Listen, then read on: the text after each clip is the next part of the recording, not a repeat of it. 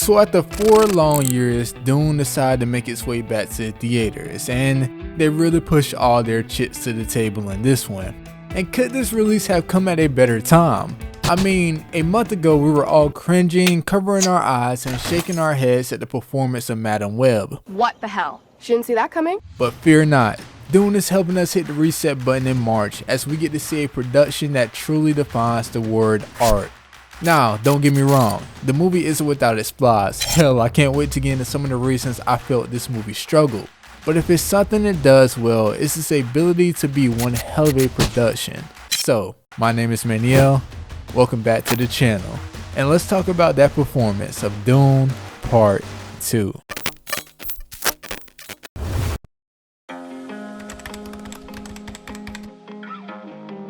So I think it's pivotal to start here with the cinematography, because in the movie itself it's one of the first things that catches your eye. Hell, for me it was the first thing that caught my eye. I usually do the whole Gen Z thing where I take a flick of the opening credits and I post it to my story, but this film was just so damn beautiful I couldn't stop myself from just taking one more for good measure. The best way I can paint the picture in words for the beauty of this film is by saying this: look at Zendaya and Florence Pugh. Now think of all the adjectives you can find to describe how they look, and you can pretty much have your answer. Emphasis very much on the pretty. But I love the way the cinematography is structured around the mellow orange back layers of Arrakis' land. The blue eyes contrasting with those orange layers, or the spice rolling over the sand gives so much for Greg Fraser to work with. And it feels like he uncovered every footprint possible with the landscape that he was given. And something I don't even think I was prepared for. Like, I knew the cinematography was good in Dune 1, but this one somehow feels 10 times better, might I say. It fits the artistic style of the movie's theme as well. If Across the Spider-Verse's cinematography was seen as art for being groundbreaking, fast-paced, and just overall hectic fun, then Dune's cinematography is art in how it has a historical Mozart feel to it. How its slow pace allows you to fully capture these ambiguous shots. The artist in Greg Fraser here took his time with his painting, carefully using every bristle on the brush, not wasting one pixel of framing, and I mean literally not wasting one pixel of framing. One of my favorite shots from the film is when Paul Usad, no wait that's his secret name, Mod B, let's just stick with Paul. When Paul battles Feyd-Rautha, we get this amazing silhouette shot where the Dune sun is seen with its orange glow in the background, creating this amazing picture for both of the fighters in this moment. It once again gives a mystical or historic feel to the overall tone of the movie. I think it fits how Paul is battling visions of the future, with how to him these moments are historic events already set into place. And I'm also just a geek for shots like this. But it's not just the shot itself, it's how the shot helps impact an already amazing scene. And this was seen throughout the entirety of the film from moment to moment. Now let's switch gears a bit and talk about that pacing. To a bit of my surprise, after doing my research, I quickly found out that I was in the minority with my feelings on this topic. So try to hold back your pitchforks the best you can in the comment section with this one. But the pacing was a problem for me. Now I know I said I'm a part of Gen Z, and contrary to belief, I don't need things hitting each other and car explosions happening every 5 seconds to keep my attention engaged. I don't mind a slow intellectual and relationship focused movie. Those are honestly some of my favorite movies. And with everyone calling this the modern day Empire Strikes Back, I truly feel left out of all the fun. Because I agree, it was good. But I think the pacing robbed me from feeling the exact same way you all do.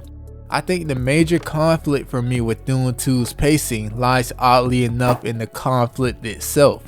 To me, what keeps me engaged through a slow burn is knowing that we are resolving a clear overarching conflict in a story. This allows me to see each and every puzzle piece fall into place slowly but surely. And I also felt Dune struggle in its overarching conflict in the fact that it's a sequel to a trilogy as well. Let me give you an example. Let's go back to Across the Spider-Verse. Much like Dune Part 2, Across the Spider-Verse is a sequel to set up a third film that will precede it. Where I feel Across the Spider-Verse did better in its conflict as a sequel is how there's a clear overarching conflict that our hero has to overcome.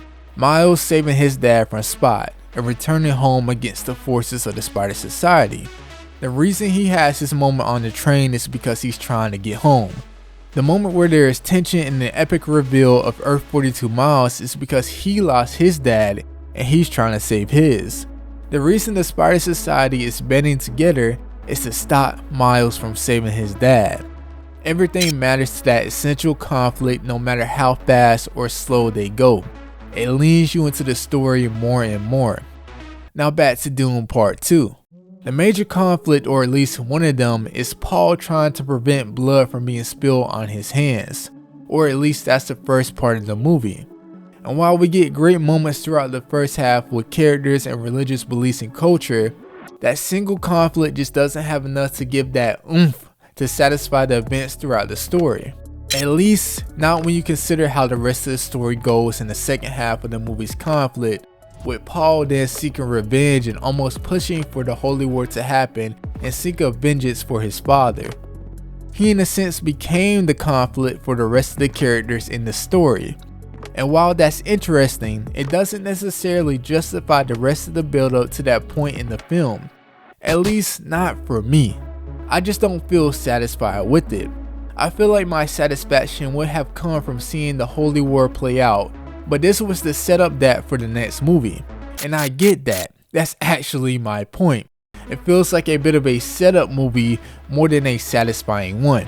Ooh man, you guys might take my movie card away for that one.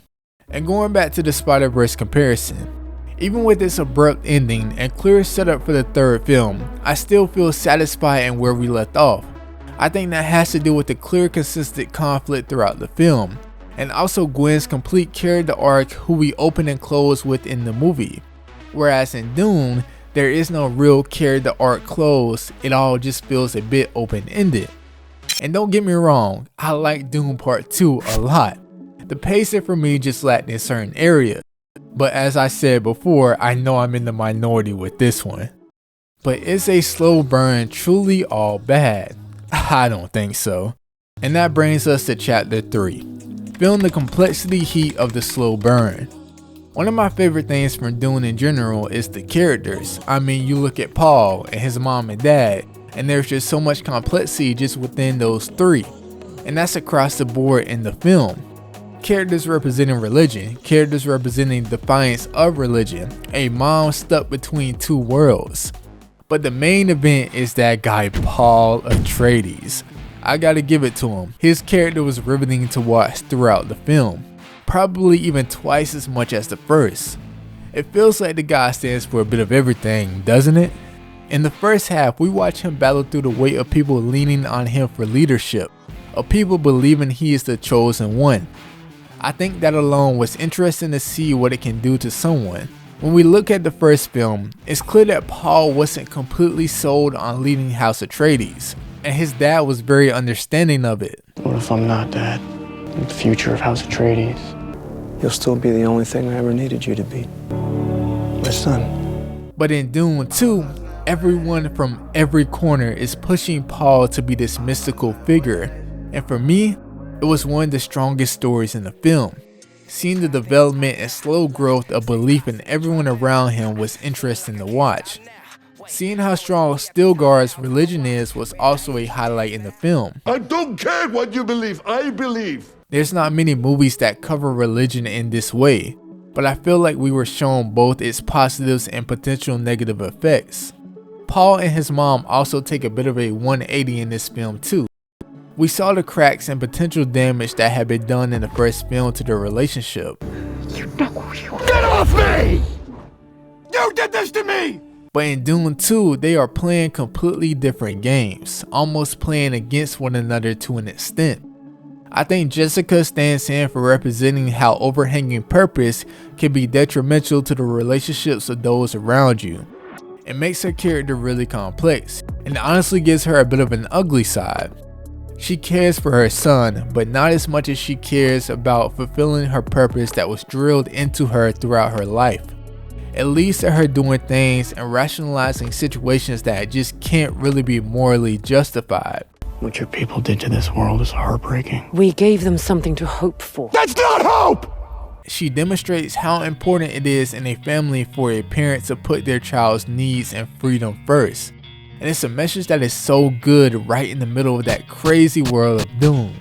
And family dynamics was something that definitely wasn't shied away from in the film. So, was this slow burn bad? Nah, never that. While there was problems in the central pacing for me, I still greatly admired the art that was at hand. And it's not every day that a movie gains the praise of being compared to The Empire Strikes Back. And when all is said and done, I think these movies in the Dune series will be a staple in the movie lore. With marvelous cinematography and characters that will have you in deep thoughts for days, it's no surprise to why Dune Part 2 is art. What's up everyone, I hope you guys enjoyed that video. I knew it took a little time to come out, but I have a little video coming out about Invincible Season 2, so hopefully I can make it up to you guys with that one. I really do appreciate you guys' support on the channel lately, especially with the Katniss Everything video. We are currently on the road to 1,000 subscribers, so if you enjoy your time here on the channel, be sure to hit the like button and subscribe. But as far as things go for this magnifying moment, that's going to pretty much do it. And until the next one, I'll catch you guys. See ya. Show me the chicken, I'm frying it. Show me the dough and I'm prying it. Ain't never lacking it, so what I'm packing, he taking it, he magnifying it.